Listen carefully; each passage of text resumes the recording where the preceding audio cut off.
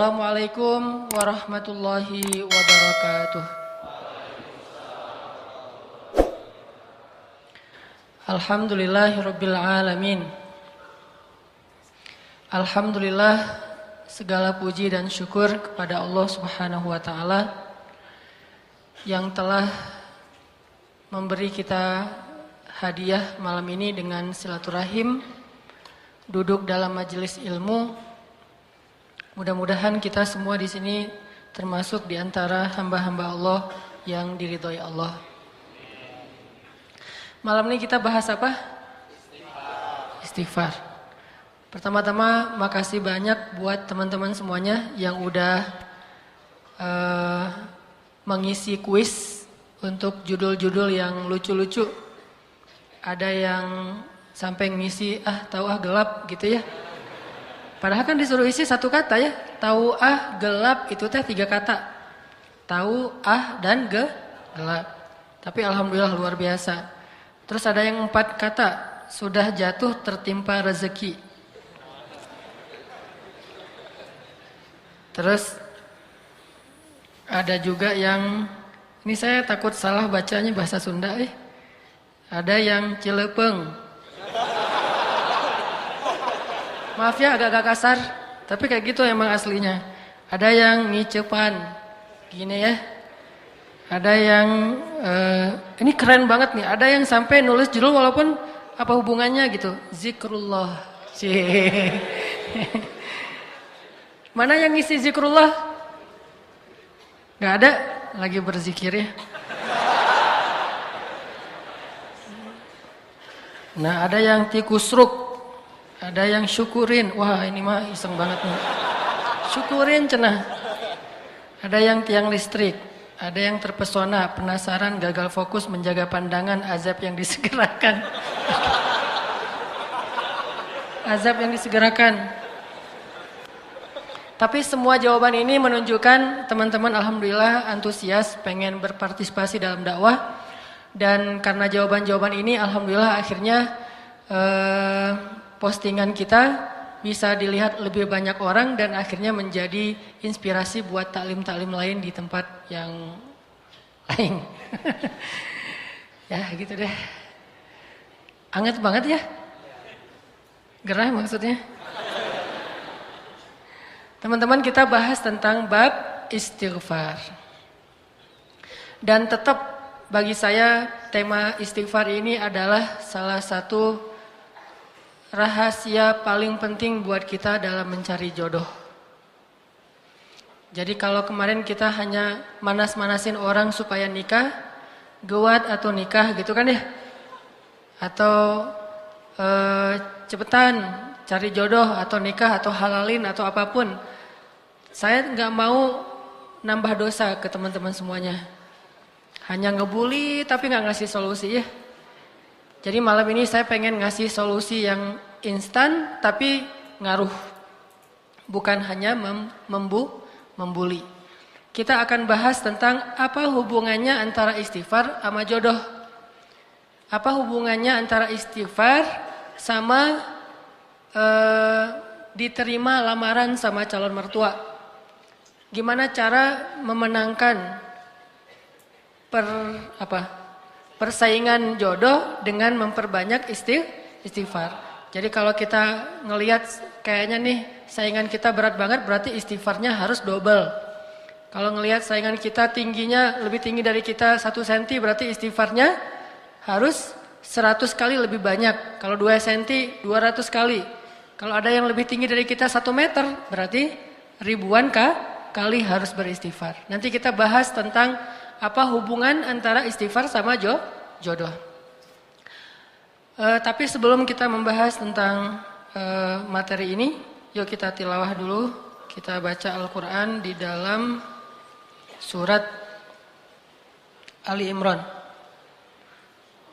Ali Imran teh surat Ali Imran ayat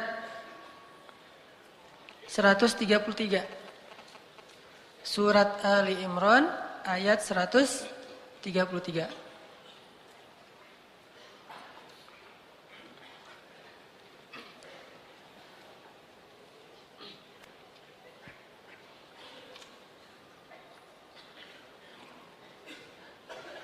Terus saya di sini ngelihat makasih juga buat teman-teman yang datangnya pakai bendera Palestina.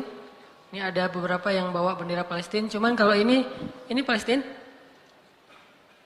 Palestina ya? Cuma kebalik ya. Kalau Palestina itu hitamnya di atas, hijaunya di bawah. Kalau yang hitamnya di bawah, hijaunya di atas itu bendera Dubai. Bendera Emirat. Jadi nanti mungkin bisa dicek lagi. Makasih banyak. Ada yang bawa bendera Israel mungkin? Gak ada ya. Alhamdulillah ya. Biasanya kalau yang bawa bendera Israel itu di Tomorrowland. Jadi kalau di Tomorrowland tuh bendera paling banyak berkibar adalah bendera Israel. Kalau di Masjid TSB insya Allah yang paling banyak berkibar pertama bendera Indonesia, kedua bendera Palestina.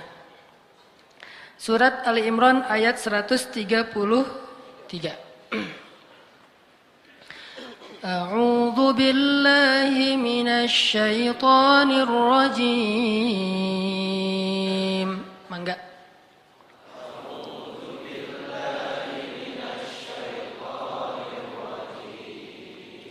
Bismillahirrahmanirrahim.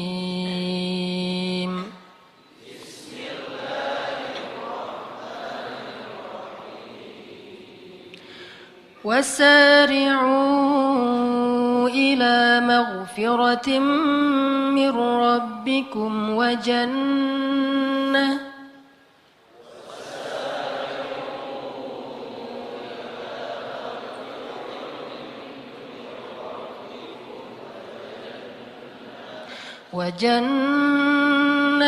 عرضها السماوات والأرض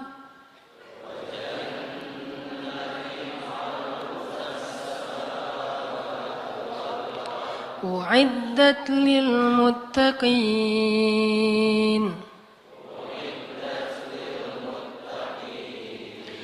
الذين ينفقون في السراء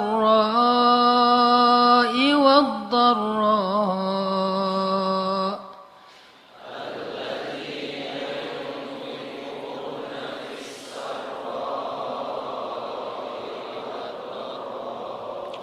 والكاظمين الغيظ والعافين عن الناس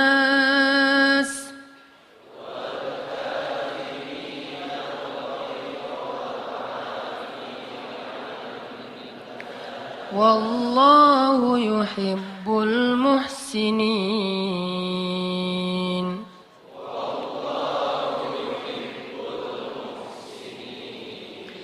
والذين إذا فعلوا فاحشة أو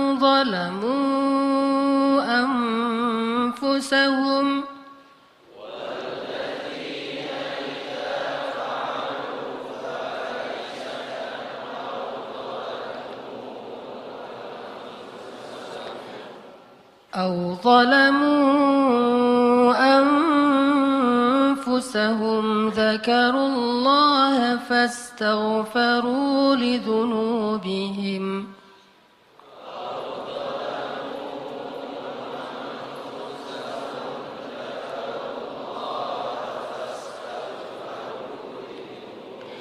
ومن يغفر الذنوب إلا الله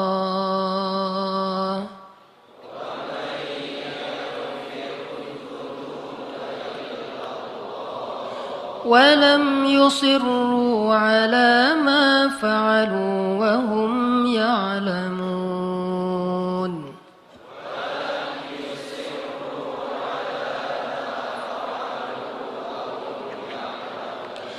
أولئك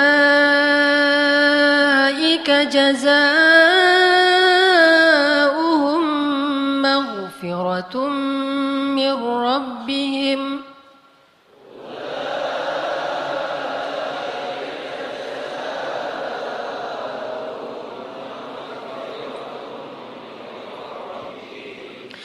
مغفرة من ربهم وجنات تجري من تحتها الأنهار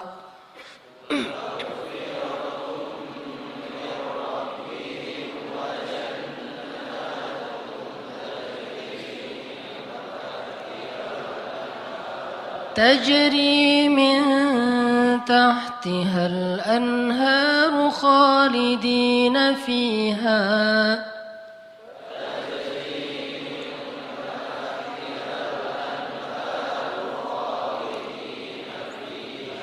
ونعم أجر العاملين.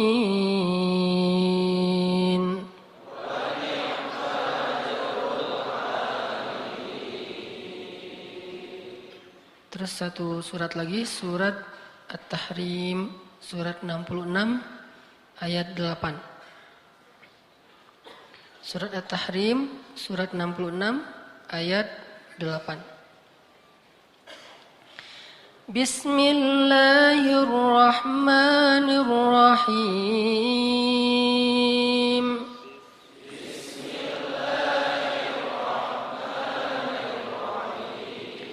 Ya ayyuhalladzina amanu tubu ila Allah.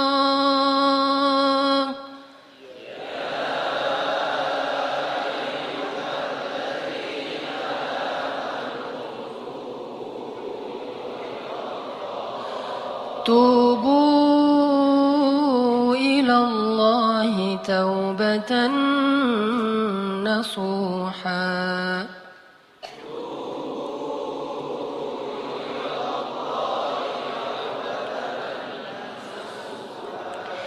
Asa rabbukum an yukaffira ankum sayyiatikum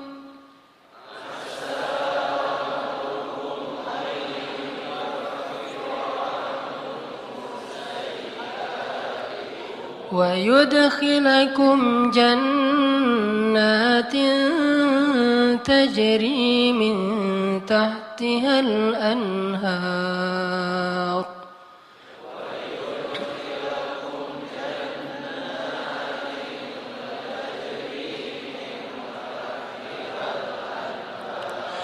yawma la yukhzillahu an-nabiyya walladzina amanu ma'ah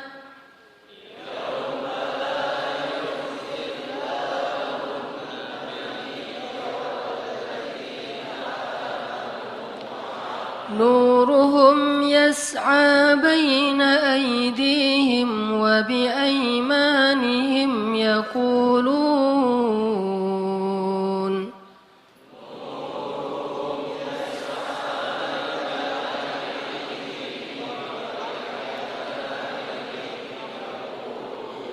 yaqulun rabbana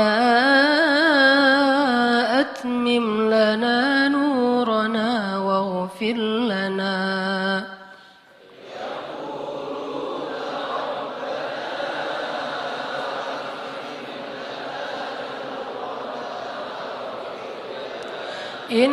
innaka ala kulli syai'in qadir.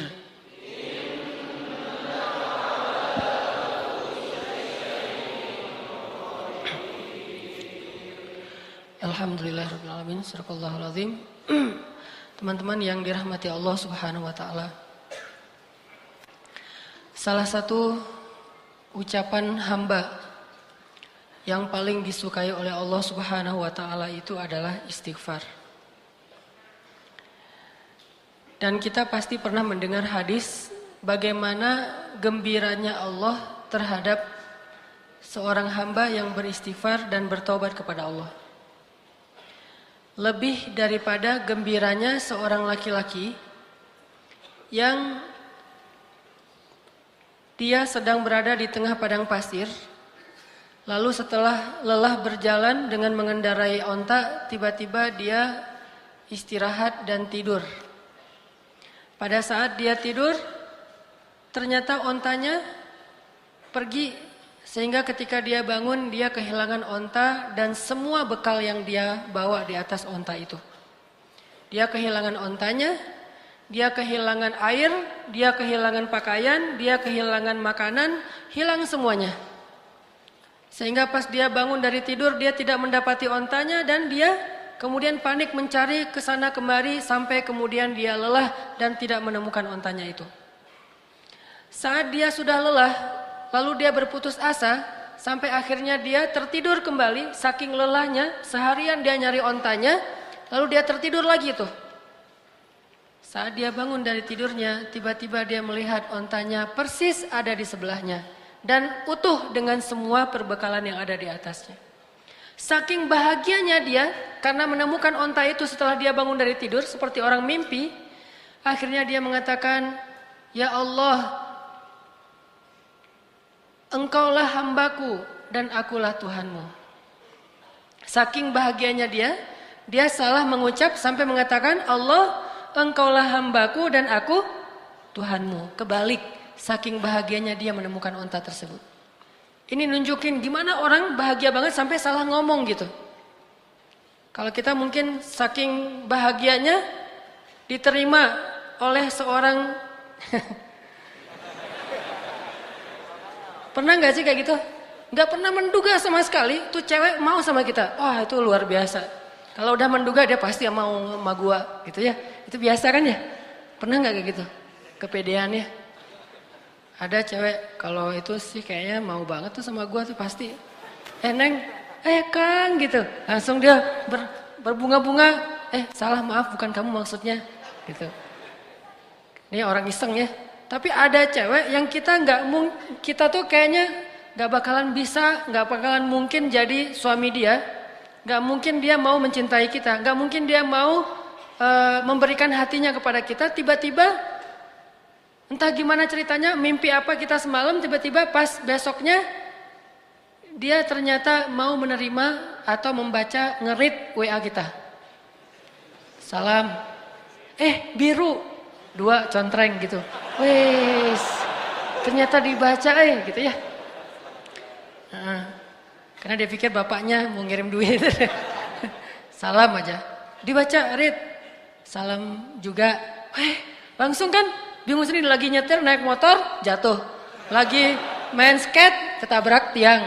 Kenapa bisa kayak gitu? Tabrak tiang, jatuh dari motor, masuk ke dalam parit, atau lagi makan mie bakso tumpah. Atau apapun lah reaksi-reaksi orang yang saking bahagianya terhadap suatu berita. Sesungguhnya Allah lebih bahagia lagi kepada seorang hamba yang beristighfar dari bahagianya seorang laki-laki yang lamarannya diterima oleh perempuan yang sangat dia dambakan. Cuman kalau nggak bisa ngebayangin, maaf ya. Kalau saya bisa sih ngebayangin. Soalnya orang yang saya nikahi itu dambaan saya banget. Soalnya orangnya nggak ada di sini. Maksudnya kebalik, ada orangnya. Saking bahagianya itu teman-teman yang tadi lagi makan bakso bareng, gua traktirin kalian semuanya. Utang ya, bayarnya besok gitu. Jadi mereka tetap bayar sendiri, cuman kita kredit. Suatu saat akan kita bayarin. Saking bahagianya, semuanya ditraktirin. Hidupnya jadi kayaknya dia paling bahagia di muka bumi. Lari-lari di tengah kerumunan orang ramai yang crowded gitu, kayak di Orchard di tengah Singapura gitu, atau di Korea teriak-teriak, "Wuh!" Orang pada heran, kenapa? Ternyata yes gitu ya, kayak filmnya Will Smith yang tentang kebahagiaan yang dia baru diterima kerjaan di sebuah perusahaan asuransi. Saking dia bahagianya tuh dia teriak-teriak di trotoar, di jalan-jalan. Kenapa? Saking bahagianya. Apapun bentuk kesenangan dan kebahagiaan yang diekspresikan oleh siapapun di muka bumi, sesungguhnya Allah lebih bahagia dan lebih senang lagi terhadap hambanya yang beristighfar. Coba, kurang baik apa Allah sama kita? Apa untungnya Allah bagi Allah kalau kita istighfar? Gak ada untungnya sama sekali. Kalau kita diterima cinta kita, itu untungnya gede banget kan? Itu yang kita harap-harapin gitu. Hampir aja main dukun. Coba kalau ditolak, pasti udah main dukun. Untung diterima. Allah lebih senang lagi daripada. Jadi kalau teman-teman ngebayangin ada seseorang yang lagi happy banget, lagi excited banget terhadap sesuatu, Allah lebih excited lagi terhadap hambanya yang beristighfar. Jadi kalau pengen buat Allah tersenyum, istighfar. Astagfirullahaladzim. Allah senyumnya. Istighfar, Allah pasti senyum. Begitu kita istighfar, Allah ketawa. Dan itu memang kayak gitu hadisnya. ketika Nabi membaca doa safar, kemudian Nabi di akhir mengucapkan kalimat istighfar, lalu Nabi menutup dengan kalimat famay yaghfirudz dzunuba illa anta. Siapa yang akan mengampuni dosa selain Engkau ya Allah? Lalu Nabi tertawa. Ali bin Abi Thalib bertanya, "Ya Rasulullah, ma yudhikuk?" Kenapa engkau tertawa ya Rasulullah? Aku tertawa karena Allah tertawa. Kenapa Allah tertawa? Allah senang kepada orang yang beristighfar. Nabi aja bilang Allah tuh tertawa loh kalau kita istighfar. Jadi bukan Allah tuh nggak pendendam kayak kita. Allah itu membalas sesuai dengan amal. Kalau kita nggak istighfar baru dibalas. Tapi begitu kita istighfar, Allah lupain semua dosa kita. Seolah-olah kita nggak pernah ngecewain Allah sama sekali.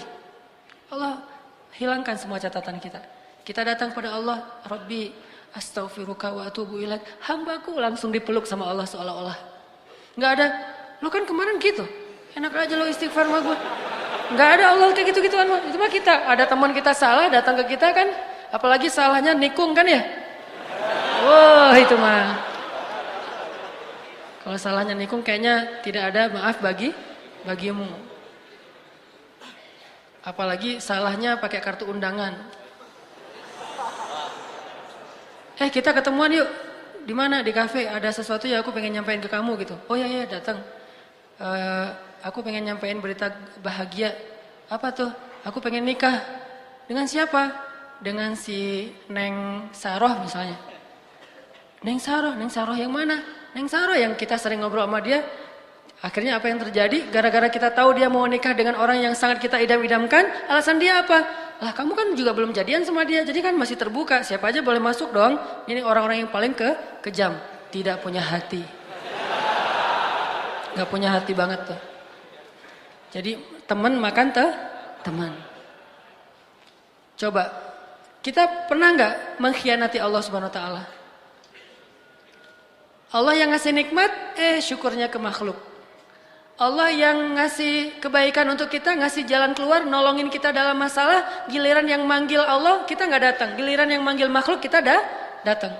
Giliran untuk Allah kita bilang ngantuk, giliran untuk makhluk nggak tidur semalaman pun kita siaga. Kenapa bisa gitu? Kadang kita syirik kepada Allah itu bukan dengan menyembah, tetapi syirik kepada Allah itu dengan cinta. Kita menyekutukan cinta kita kepada Allah. Tapi gimana pun kita menyakiti perasaan Allah, begitu kita datang, ya Allah, maaf ya yang kemarin, nggak apa-apa, udah nggak usah ingatin lagi, udah biarin aja. Mau apa, minta. Allah tuh kayak gitu. Cuma bilang maaf ya yang kemarin, astaghfiruka wa atubu ilaik. Coba kalau manusia digituin, maaf yang kemarin, maaf. Setelah semua yang kamu lakukan itu maaf.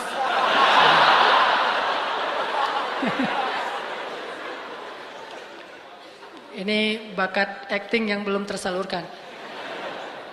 Jadi Allah tuh seneng banget kepada hamba yang beristighfar. Jadi kalian kalau teman-teman kita semuanya kalau istighfar sama Allah tuh yang pede. Allah mau nggak ya? Gak enak kamu aja deh yang istighfarin buat gua. Ya Allah istighfar buat dia gitu. Kan nggak perlu gitu kan? Ini karena kita nggak pede. Saya nggak enak maju sama Allah. Kamu aja yang soft pertama, saya mah paling belakang. Kenapa? Soalnya saya banyak dosa. Nggak mau ntar Allah ngelihat ke saya, ntar gimana saya mau jawab apa? Nggak perlu. Karena kalau kita datang kepada Allah, pede aja karena Allah Maha Ghaffar, Ghafur. Dua lagi tuh, Ghaffar dan Ghafur. Ampunannya sangat luas. Tidak ada batas, sebanyak apapun dosa pasti diampuni. Ghafur atau Ghaffar juga berarti walaupun kita mengulangi lagi kesalahan, kita datang lagi Allah maafin lagi. Kita salah lagi, kita datang lagi Allah maafin lagi. Allah gak pernah berputus asa mengampuni dosa kita. Yang terjadi justru kita putus asa minta ampun kepada Allah. Gak pernah Allah putus asa. Kan saya sering bacain ayat Qul ya ibadiyalladzina asrafu ala anfusihim La taqnatu min rahmatillah La taqnatu min rahmatillah Allah tuh sayang banget sama kalian teman-teman. Sayang banget sama kita semuanya. Sayang. Apa bukti sayangnya? Udah banyak dosa masih dipanggil Qul ya ibadiyah. Katakan kepada hambaku. Masih dianggap hamba tuh. Dan dalam Al-Quran istilah hamba itu istilah pengagungan. Jadi ketika seorang manusia disebut hamba Allah berarti dia diistimewakan. Udah banyak dosa Allah masih bilang, ya ibadi, la taqnatu min rahmatillah. Jangan putus asa dari rahmat Allah. Minta ampun kepada Allah. Ada dosa apapun minta ampun kepada Allah. Allah pasti akan mengampuni. Begitu kita minta ampun, belum selesai kalimat istighfar kita, kalau benar-benar dari hati baru astaghfirullah, udah Allah ampuni semua dosa-dosa kita. Seolah-olah kalau kita mau ngucapin astaghfirullahalazim, baru kemudian meninggal, Allah nggak akan bingung. Dia tadi ngucapinnya astagfirullah atau astaga ya? Nggak pernah Allah gitu. Tadi kan itu bisa astaga, bisa astaghfirullah kan gitu kan ya? Nggak mau Allah kayak gitu. Allah tahu alimun bidzati sudur. Hambaku itu udah beristighfar. Ya Allah, tapi belum sempurna kalimatnya. Nggak masalah. Karena Allah tidak melihat dengan apa yang kita lakukan atau apa yang kita tampakkan, tapi Allah melihat apa yang kita simpan di dalam hati. Istaghfiru rabbakum. Minta ampun kepada Allah. Tapi dosa saya banyak banget ya Allah. Innallaha yaghfirudz dzunuba jami'a. Allah ngampuni semua dosa. Tapi saya pernah syirik ya Allah, jami'a. Saya pernah durhaka sama orang tua ya Allah, jami'a. Saya pernah mencuri ya Allah, jami'a. Bahkan saya dulu sering berzina ya Allah, gimana akan diampuni? Yaghfirudz dzunuba jami'a. Enggak ada yang enggak diampuni. Enak banget hubungan sama Allah tuh, enak banget. Santai gitu. Allah mah zatnya. Allah mah zatnya tuh nggak baper kayak kita dan nggak terlalu hard feeling. Mudah urusan sama Allah. Yuridullahu bikumul yusra. Bismillahirrahmanirrahim. Teman-teman yang dirahmati Allah Subhanahu wa taala, tadi kita membahas tentang bagaimana Allah Subhanahu wa taala senang sekali kepada hamba-hamba yang beristighfar. Dan istighfar ini salah satu amalan favorit Nabi Muhammad sallallahu alaihi wasallam. Jadi kalau kita mungkin ada yang favoritnya senang push up. Sehari push up-nya 100 kali. Gak pernah ketinggalan, setiap hari 100 kali. Sampai ngebentuk gitu ya. Maka Nabi Muhammad sallallahu alaihi wasallam sehari beristighfar 70 atau 100 kali. Itu favorit Nabi banget.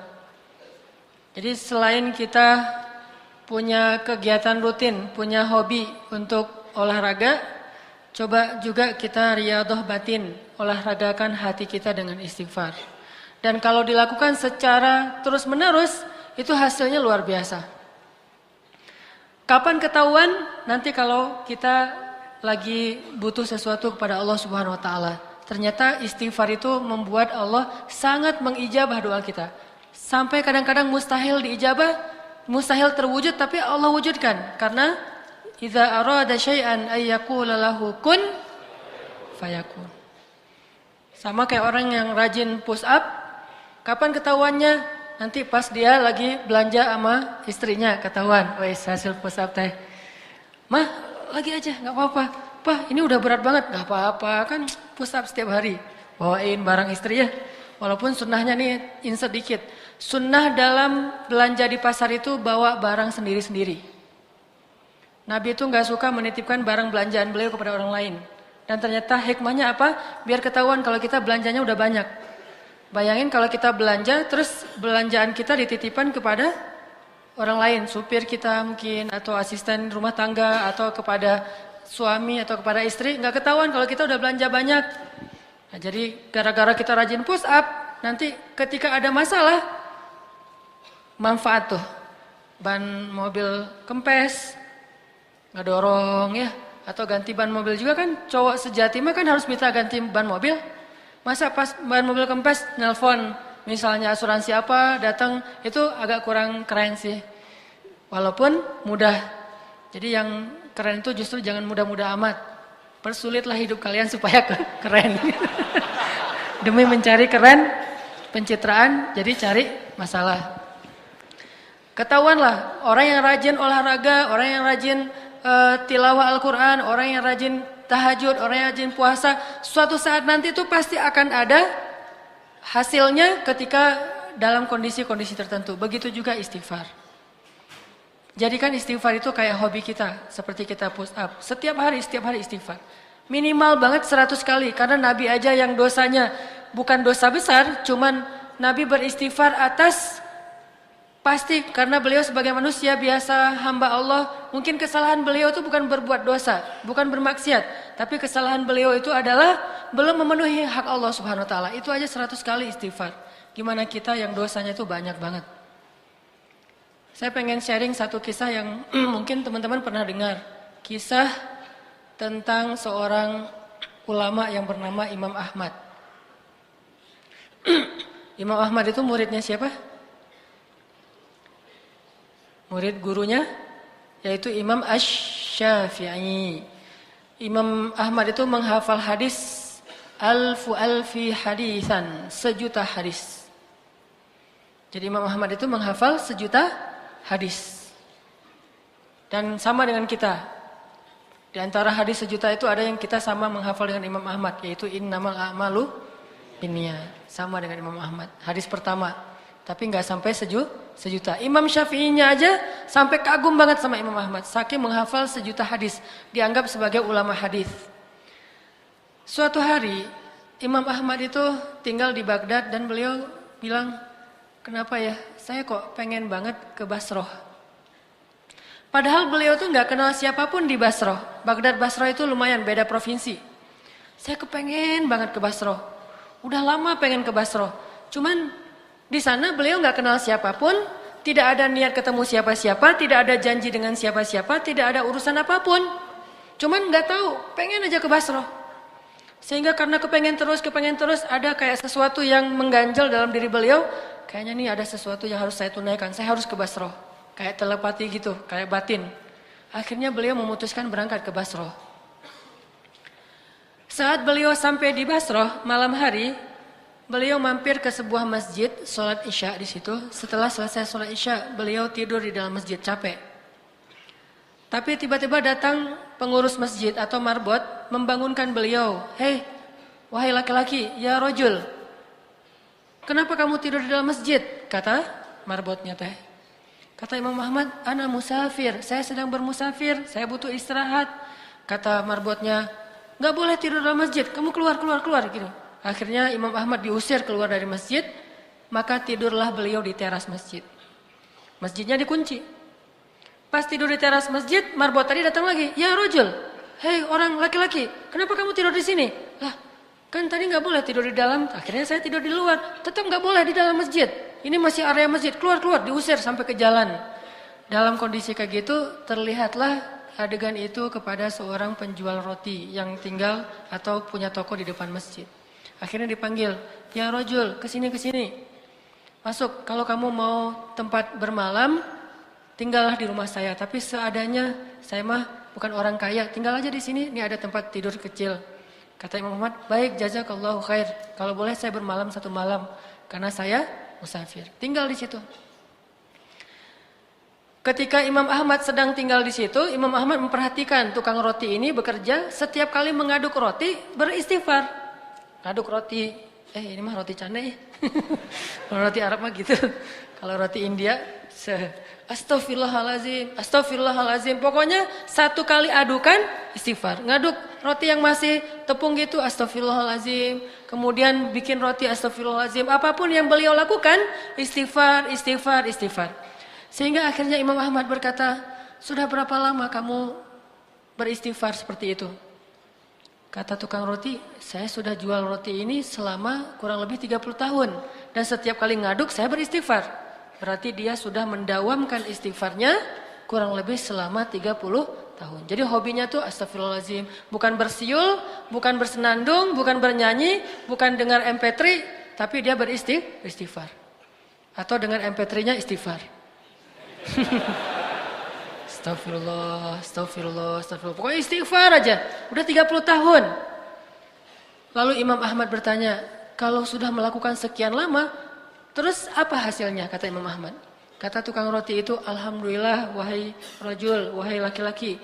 Tidak ada permintaan saya kecuali Allah kabulkan. Saya baru bilang, ya Rob, udah Allah kabulkan. Baru bilang, ya Rob, sudah Allah kabulkan. Setiap saya minta apapun, Allah kabulkan. Alhamdulillah, ini berkah dari istighfar.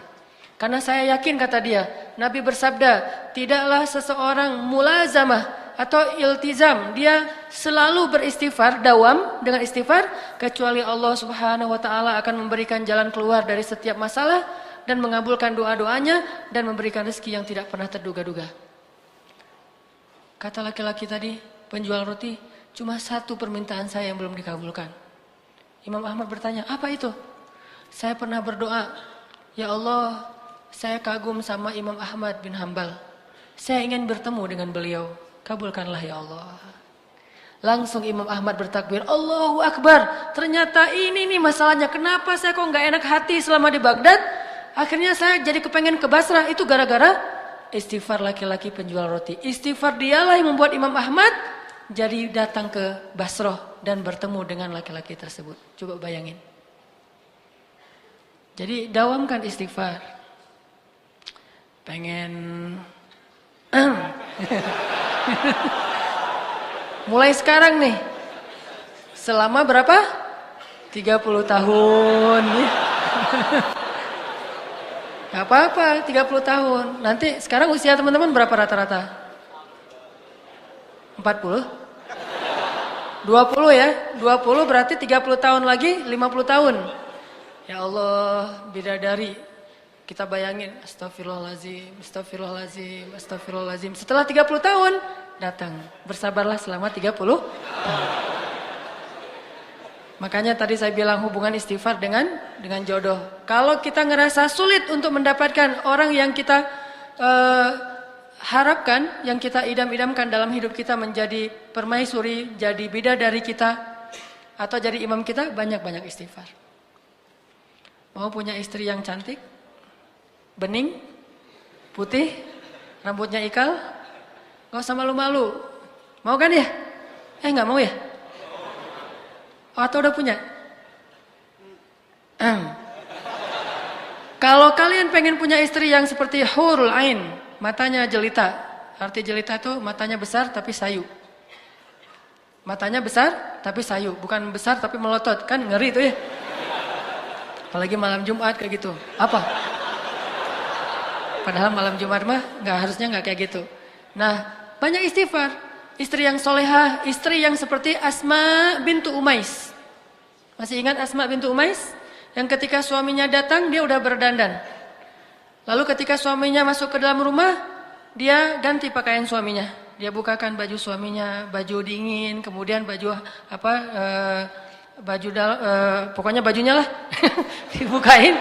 Udah selesai itu dia ambil handuk basah dengan air hangat, dia usap tubuh suaminya dengan air hangat. Di kayak sauna gitu, di spa gitu, pokoknya di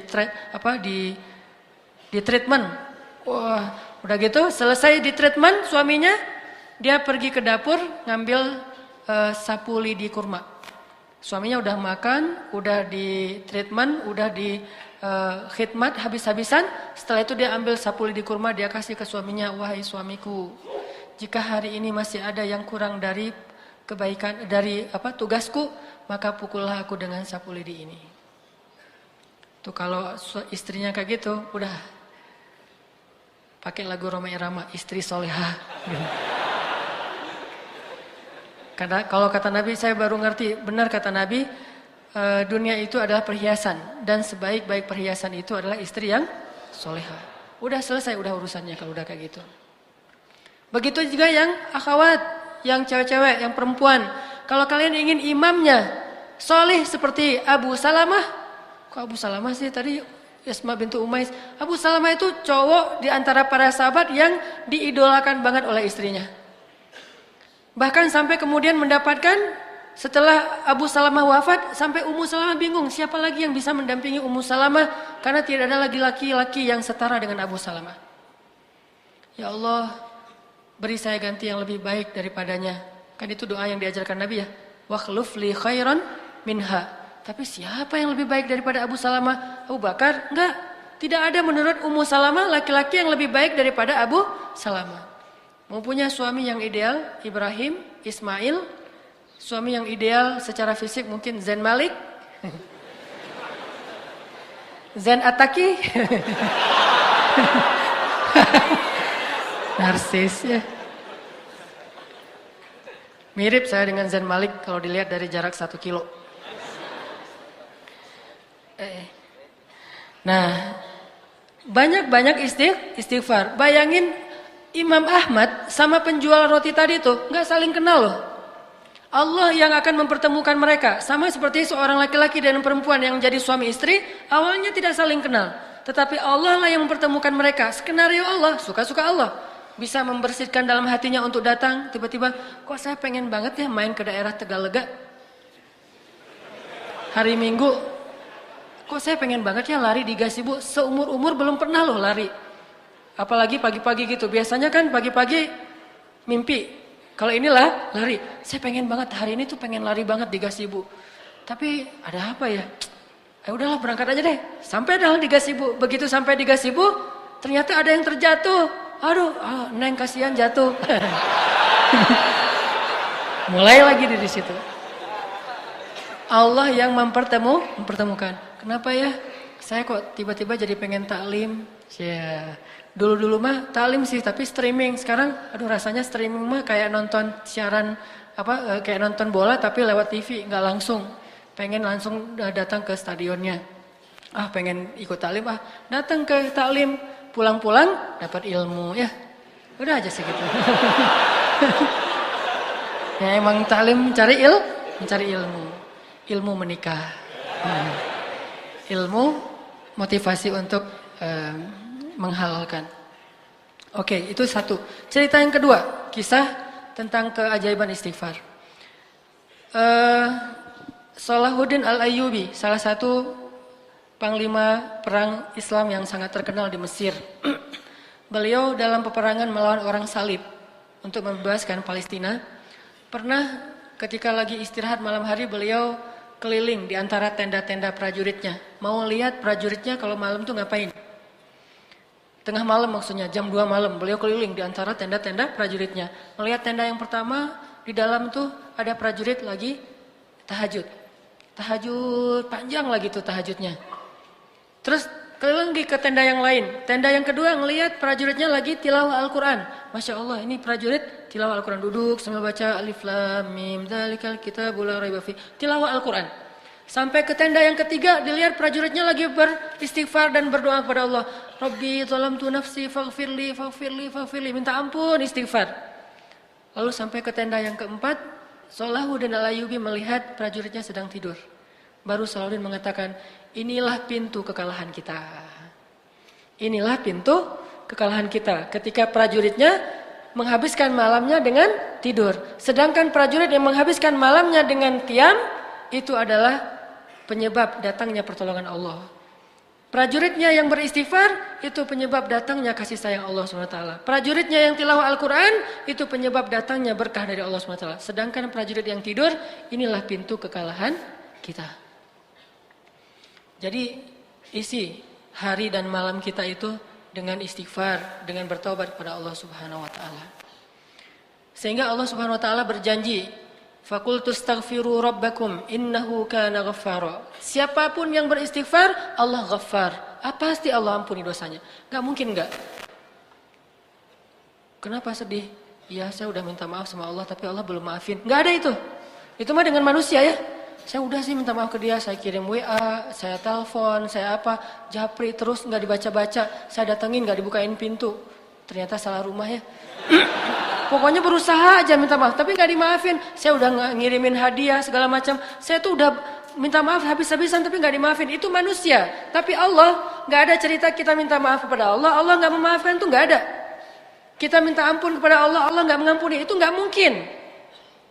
Tidak mungkin orang yang datang kepada Allah pulang dalam keadaan kecewa. Catat tuh, enggak mungkin orang yang datang kepada Allah pulang dalam keadaan kecewa.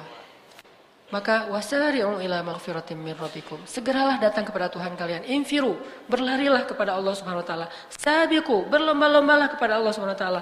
Istighfar dan dawamkan itu. Mudah-mudahan dengan kita mendawamkan istighfar sekian lama, suatu saat begitu kita angkat tangan, Rabbi, Allah langsung kabulkan. Belum minta ya Allah. Alhamdulillah juga sih. Ya udah enggak apa-apa deh. Gitu. Allah udah tahu. Nabi Muhammad kan belum ngomong apa-apa, Allah udah kabulin. Nabi Muhammad setiap sore gini doang. Pergi aja. Besok sore gitu lagi. Pergi lagi. Nggak pernah ngomong apapun. Cuman ngelihat ke langit. Tiba-tiba قد نرى تقلب وجهك في السماء فلنولينك قبلة ترضاها. Aku udah tahu kamu setiap hari ngelihat ke langit. Udah deh, ganti aja kiblatnya ke arah yang kamu sukai wahai Muhammad. Coba bayangin. Gara-gara Nabi sering istighfar, cuman ngelihat ke langit doang. Sehingga kalau misalnya kita malu meminta dengan lisan, nggak enak, oh mau minta itu, ya udah. Pasang muka paling melas sedunia. Ya. Tapi hati kita membatin. Kan Allah alimun bidati sudur. Hal apa yang kita nggak enak minta ke Allah. Kadang-kadang kita mau minta sesuatu yang menurut kita agak kurang pantas. Kayak Nabi Ayub nggak enak meminta sembuh kepada Allah kan. Nabi Ayub tuh pengen sembuh tapi nggak enak minta sama Allah. Jadi ketika beliau sakit 17 tahun. Beliau nggak pernah minta Robbi. Allahumma rabban nas. Adhibil ba's. Ishfi anta syafi la shifaan illa shifa'uk. Gak pernah Nabi Ayub ngomong kayak gitu, coba. Kita baru agak panas sedikit. Allahumma shfi anta syafi la shifaan illa shifa'uk. Kita gitu kan? Boleh gak kayak gitu? Boleh banget. Karena doa meminta sembuh kepada Allah itu doa yang diajarkan Nabi. Tapi saking gak enak hatinya Nabi Ayub, sakit juga Nabi Ayub gak mau ngomong. Sama kayak seorang istri yang gak enak sama suaminya. Dia lelah hari ini gak ngomong-ngomong, diam aja. Atau mungkin tangannya kena pisau dikit gak ngomong-ngomong, diam aja. Pas ketahuan pas malam dibelai sama suaminya tangannya, kenapa ini mah? Enggak tadi enggak. Udah enggak apa-apa gitu. Mah kenapa ini mah? Papa serius loh mah, kenapa nih enggak boleh kayak gini nih mah? Nih tangan mama nih. Lebay gitu ya. Pak kok lebay gitu sih Pak? Ini tangan ini enggak boleh, enggak ada yang, oh ini siapa yang kerjaan siapa nih mah? Gitu. Mah sebutin namanya mah. Pisau. Pisau siapa? Di dapur, pisau kita. Oh, akhirnya garing gitu aja. Kirain ada cowok siapa gitu, so gaya-gaya gitu mau ngebales. Nah, intinya adalah tadi ngomong apa? Kok jadi Tadi lupa Nabi Ayub, Masya Allah, Barakallah. Nabi Ayub tuh gak enak mau ngomong sama Allah. Ya Allah saya sakit, sembuhkan saya. Gak enak. Sampai Nabi Ayub akhirnya mau ngomong gara-gara apa teman-teman? Gara-gara istrinya pulang, maaf, udah gak punya rambut. Istri satu-satunya yang mendampingi beliau setia selama belasan tahun dalam keadaan sakit. Beliau istrinya kerja, kadang nyuci kandang ternak-ternak orang dibayar, kadang jadi pembantu di rumahnya dibayar, kadang-kadang menggembala ternak dibayar, kadang-kadang nyuci piring dibayar. Pokoknya apa aja lah. Sampai akhirnya gak punya kerjaan apa-apa istri Nabi Ayub, sedangkan harus memberikan makan kepada suaminya. Udah 3 hari gak bawa pulang roti, cuma minum air aja. Istrinya pun akhirnya menjual rambutnya. Dia cukur rambutnya, dia jual di pasar. Bayangin, menjual rambut. Pas pulang, udah gak ada rambut. Nabi Ayub bertanya, wah istriku kenapa rambutmu? Istrinya gak mau cerita, sampai akhirnya udah Nabi Ayub nangis-nangis, istrinya cerita, dia gak punya apa-apa yang bisa dia lakukan selain menjual rambutnya untuk bisa memberi roti untuk suaminya. Baru Nabi Ayub gak kuat lagi untuk tidak meminta kepada Allah, baru Nabi Ayub bilang apa? Itu juga bahasanya tuh malu-malu. Coba. Rabbi massaniyad dur wa anta arhamur rahimin. Rabbi, saya sakit, Engkau Maha Penyayang. Gitu doang ngomongnya. Bukan ya Allah sembuhkan saya, istri saya lihat dong ya Allah kan masa. Enggak. Nabi Ayub mah enggak ngomong gitu, cuma bilang Rabbi, saya sakit. Engkau yang Maha Penyayang, langsung Allah sembuhkan. Tiba-tiba Nabi Ayub jadi muda lagi. Sakitnya di usia sekitar 80 tahun, tiba-tiba jadi muda lagi. Usia yang paling ideal. Tahu enggak usia paling ideal itu berapa?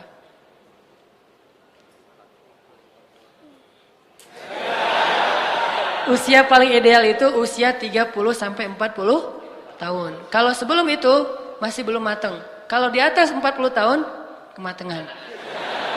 Yang paling pas tuh 30 sampai 40, itulah usia penduduk surga antara 30 sampai 40 tahun. Akhirnya Nabi Ayub muda lagi. Begitu istrinya pulang, astagfirullahaladzim, kamu siapa? Saya Ayub. Enggak, kamu bukan Ayub. Emang sih mirip Ayub beberapa tahun yang lalu, tapi sekarang udah enggak, kata istrinya. Ayub sekarang udah jadi laki-laki yang udah tua, dia lumpuh. Tapi saya Ayub, suami kamu, dan Allah sudah menyembuhkan saya. Dia pergi ke kamar, ternyata Nabi Ayub nggak ada. Lalu Nabi Ayub menyebutkan kenangan-kenangan yang hanya mereka berdua yang tahu. Setelah Allah SWT, akhirnya dia percaya. Dulu kita pernah hujan-hujanan di bawah jembatan. Akhirnya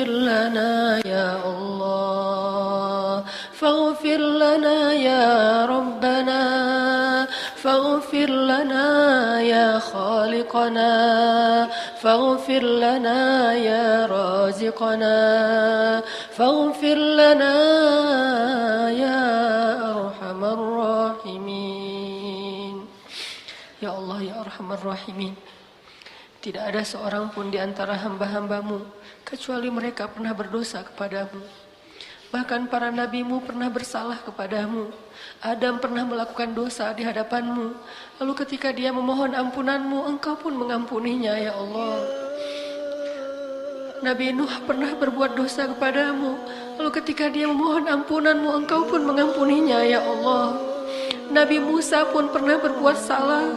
Lalu ketika dia memohon ampunanmu, engkau pun mengampuninya ya Allah. Nabi Ibrahim pun pernah berbuat salah. Lalu ketika dia memohon ampunanmu, engkau pun mengampuninya ya Allah. Bahkan nabimu yang mulia Nabi Muhammad SAW pernah berbuat kesalahan. Lalu ketika ia memohon ampunanmu, engkau mengampuninya ya Allah. Kami yakin tak ada seorang pun yang meminta ampun kepadamu kecuali engkau pasti mengampuni dosanya ya Allah. Dan engkau tidak peduli sebanyak apapun dosa orang itu ya Allah. Karena sedikit pun dosanya tidak akan menyulitkanmu ya Allah.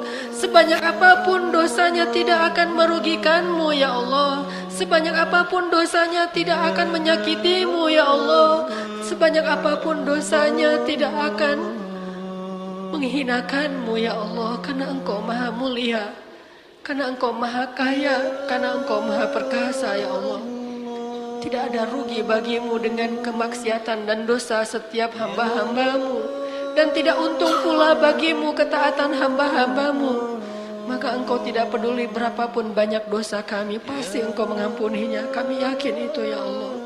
Engkaulah Ghaffar, engkaulah Ghafur, engkaulah Rahman, engkaulah Rahim, engkaulah Karim, engkaulah Rauf, engkaulah Hakim ya Allah. Ampunkanlah dosa-dosa kami ya Allah. Janganlah engkau binasakan kami dengan dosa-dosa kami ya Allah.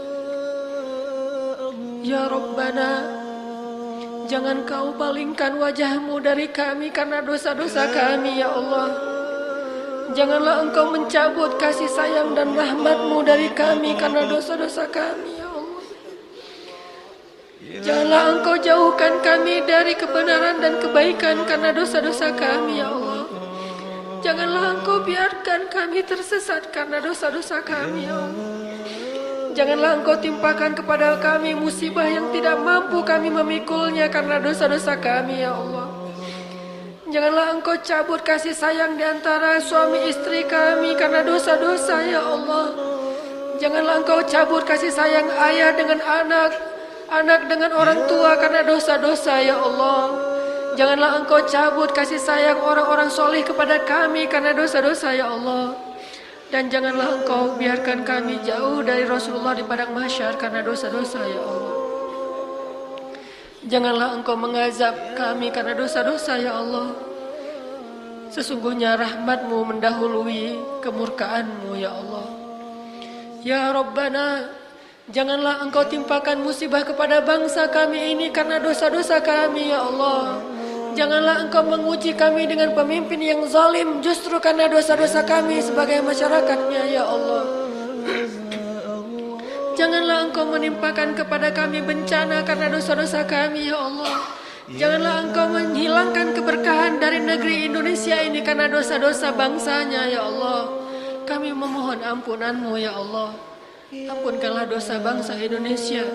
Ampunkanlah dosa kami. Ampunkanlah dosa perempuan-perempuan muslimah Indonesia.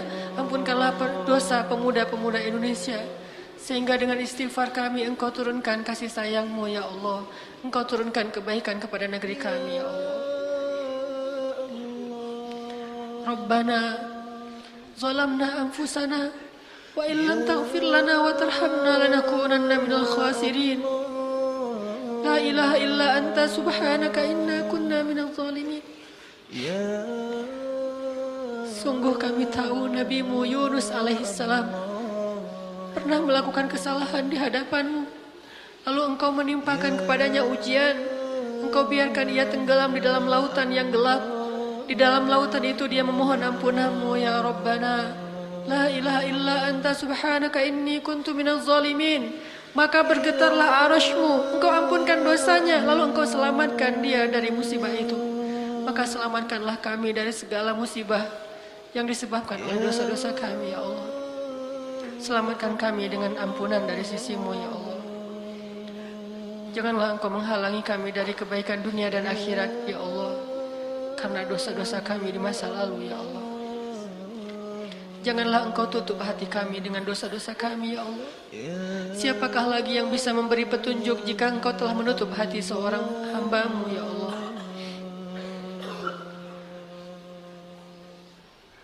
Astaghfirullah Rabbal baraya. Astaghfirullah minal khataya. Astaghfirullah Rabbal baraya. Astaghfirullah minal khataya. Rabbana atina fid dunya hasanah wa fil akhirati hasanah wa qina adzabannar. Amin ya rabbal alamin. Subhanakallahumma wa bihamdika asyhadu an la ilaha illa anta astaghfiruka wa atubu ilaik. Assalamualaikum warahmatullahi wabarakatuh.